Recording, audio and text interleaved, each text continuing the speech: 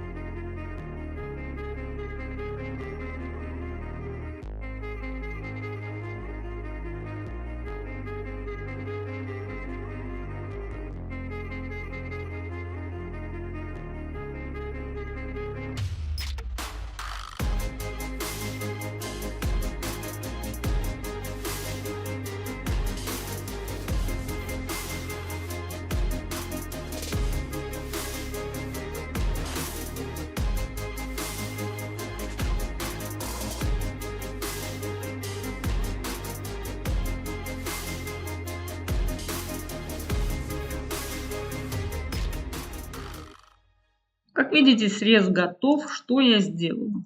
Я просто воспользовалась возможностями дизайна. Во-первых, у нас есть разделы, как выглядит срез. Допустим, срез целиком, заголовок. Захожу по отдельности и изменяю его. У нас есть выделенный элемент с данными, как они выглядят в обычном состоянии, что с ними происходит, когда мы подносим курсор к этим данным и так далее.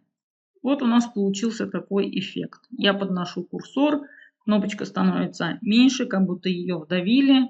Само слово становится более жирным, более светлым и так далее.